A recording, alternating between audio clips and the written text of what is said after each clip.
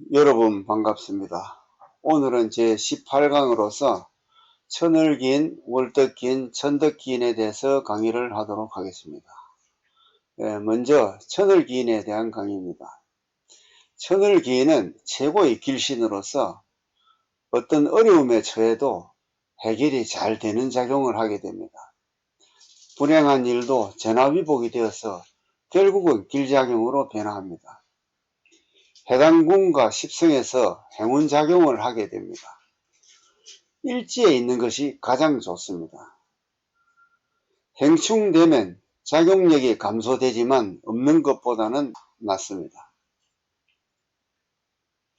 그럼 천을기인은 어떤 경우에 천을기인이 되느냐 하면 일간이 갑무경이면 지지가 축토나 미토가 있으면 천을기인이 되는 겁니다. 그 다음에 일간이 신이면 인목과 오화가 되고, 또 일간이 임수와 계수면 묘목과 사화가 천을기인이 됩니다. 또 일간이 을목과 기토이면 신금과 자수, 일간이 병화와 정화면 해수와 유금이 천을기인이 되는 것입니다. 다음은 일지가 천을기인인 일주가 4개가 있습니다.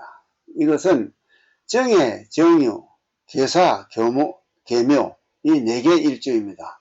이런 것은 잘 기억해 두셔야 합니다. 다음은 이 4개 일지가 천을기인인 일주가 정해, 정유 일주가 야간에 해자시에 태어나면 약이라고 합니다. 왜 그러냐면 정화는 밝은 불빛이죠. 이 불빛이 한밤중 해시와 자시에 캄캄할 때 태어나면 자신의 존재감이 부각이 되는 거죠. 그래서 길시라고 합니다. 그 다음에 계사계묘일주가 계수는 검정이고 어둠을 나타내죠. 이 어두운 것이 대낮 한낮에 4, 5시에 태어나면 주기가 되는 것입니다.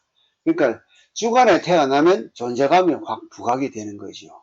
그러니까 천을기인 일주가 태어난 시를 보면 팔자가 좋은지 안 좋은지를 바로 알 수가 있는 것입니다. 다음은 월덕기인, 천덕기인입니다. 월덕기인, 천덕기인은 전생에 좋은 일을 했거나 조상의 공덕이 많이 있는 사람에 대해서 자손에게 전달이 되는 겁니다. 재난을 만나도 천우신조로 극복이 쉽게 잘 됩니다. 평생 관운이 좋고 복록이 따르고 의식주가 풍부합니다. 일지에 나타나는 것이 가장 좋습니다. 행충 되지 않아야 하지만 없는 것보다는 낫습니다. 그 다음에 월덕기인의 구조를 보면 사주명식에 보면 정미, 이모, 갑진의 그 사주가 됩니다. 이 사주에서 월지가 지금은 미토로 되어 있지요. 이거와 관계없이 월지가 월지 삼합에 왕지의 양간이 월덕기인이 되는 것입니다. 지금 사주에 예시 사주에 보면 미토가 월지가 미토인데 삼합으로 하면 해묘미가 되지요. 그러면 왕지가 삼합의 왕지는 묘이니까 묘의 양간은 간목이 되죠. 이 간목이 월덕기인이 되는 겁니다. 그러니까 해묘비 삼업중 한 글자가 월지에 있으면 간목이 월덕기인이 되는 것입니다. 다음은 천덕기인의 구조를 보겠습니다. 사주에 보면 정유, 이모, 계묘가 있습니다. 월지가 왕지인 경우에는 월지를 충하는 지지에 바로 앞지지가 천덕기인이 됩니다. 그러니까 월지가 유금일 경우에는 묘유충이 되죠. 묘유충이 되니까 묘지지의 하나 앞지지는 인묘지니까 인이 천덕기인이 되는 것입니다. 그 다음에 월지가 왕지가 아닌 경우가 있습니다. 월지가 왕지가 아닌 경우에는 해당 월지 지장 간의 중기의 급제가 천덕기인이 됩니다. 그래, 이 경우 청강급제가 그 천덕기인이 되는데, 예시사주에 보면 월지가 미토입니다. 미토의 지장간은 정을기이니까 을목의 급제, 을목의 급제는 천간의 급제는 간목이 되는 거고 지지의 급제는 일목이 됩니다. 지지의 급제는 대상이 될 수가 없고 천간급제가 천덕기인이 되는 것입니다. 그럼 천덕기인의 이제 그를 표를 만들어 놨습니다.